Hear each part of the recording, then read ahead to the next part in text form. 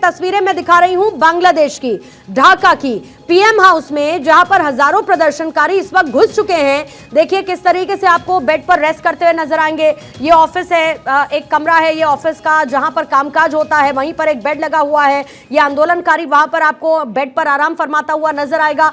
राकेश शुक्ला जी, लेकिन उससे पहले ये जो तस्वीरें हैं बहुत सारे ऐसे घटनाक्रम की याद दिलाती हैं, जिसमें सबसे ताजा हम पाकिस्तान की बात कर लेते हैं, हम यूएस की बात कर लेते हैं। जिस तरीके से डोनाल्ड ट्रंप की हार के बाद कैपिटल में हमला होता है, वहां हजारों प्रदर्शनकारी पहुंच जाते हैं, अंदर की स्थितियां देखने को मिलती है। अब श्रीलंका याद कर लीजिए, श्रीलंका भी आपको इसी तरीके की तस्वीरों की याद दिलाएगा जब वहां पर मार्च हुआ। फिर इधर इमरान खान ने पाकिस्तान में लॉन्ग मार्च किया, उस दौरान भी ये तस्वीरें हैं। जल्दी से राकेश शुक्ला जी, एक टेक इन तस्वीरों पर आपका। निश्चित तौर पे सबसे बड़ी चीज जो आप विभिन्न जगहों के नाम लिए और बताएं कि प्रदर्शनकारी कैसे अंदर घुस गए, तो सबसे मूल विषय ये है कि क्या वहां पे सेना किसी तरह से ढील देके चल रही है? क्या सेना चाहती है कि इस तरह के उपद्रवकारियों का विस्तार हो और उसके बाद फिर उनको हम नियंत्रित कर सकें? अच्छा, मैं आपको दो सेकंड के लिए राकेश सर रोकूंगी। एक मैप इस वक्त दिखा रहा है, उसके बाद आप अपनी बात को पूरा कीजिएगा।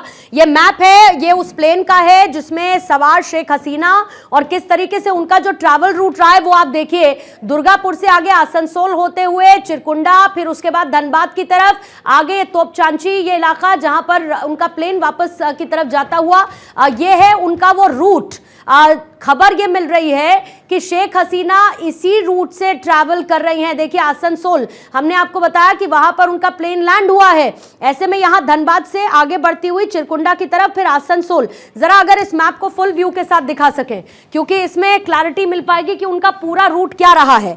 पूरा रूट में आसनसोल में, क्योंकि अभी खबर यह है त्रिपुरा और उसके बाद ये कि वो दिल्ली भी आ सकती हैं, ये भी जानकारी मिल रही है। फिलहाल शेख हसीना इस प्लेन में सवार हैं और जाहिर है कि शेख हसीना एक तरफ एक सेफ जोन की तरफ जा रही हैं, क्योंकि इस वक्त उनका सुरक्षित रहना बहुत जरूरी है। अब आगे आपको ये प्लेन बढ़ता हुआ नजर आएगा, तोपचांची की तरफ जाता हुआ, फिर उसके बाद बगोदर। ये पूरा का पूरा जो रूट है, इसी प्लेन में सवार शेख हसीना है, खबर ये मिल रही है।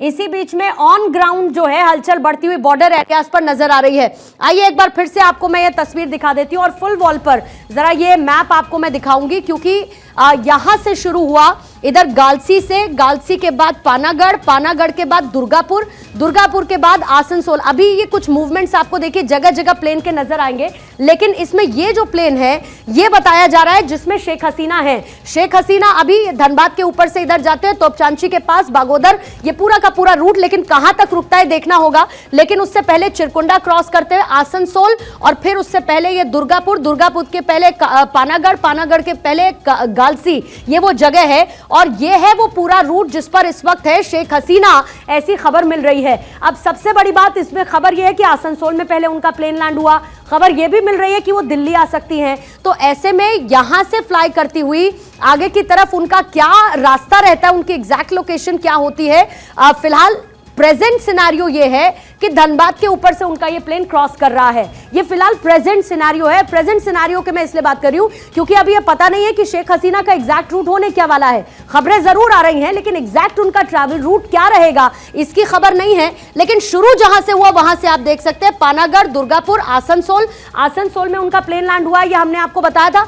आसनसोल के बाद चिरकुंडा को क्रॉस करते हुए फिर धनबाद के ऊपर से इधर तोपचांची के पास जाते हुए इस वक्त उनका यह प्लेन नजर आ रहा है। लेकिन एग्जैक्ट कहां पर शेख हसीना रहने वाली हैं ये देखना होगा, क्योंकि अभी आसनसोल में उनके प्लेन लैंड होने की खबर आई थी। इसी बीच में खबर यह आई कि वो दिल्ली आ सकती हैं, और क्योंकि भारत और बांग्लादेश के रिश्ते जिस तरीके के हैं, भारत और बांग्लादेश के प्रगाढ़ संबंध हैं।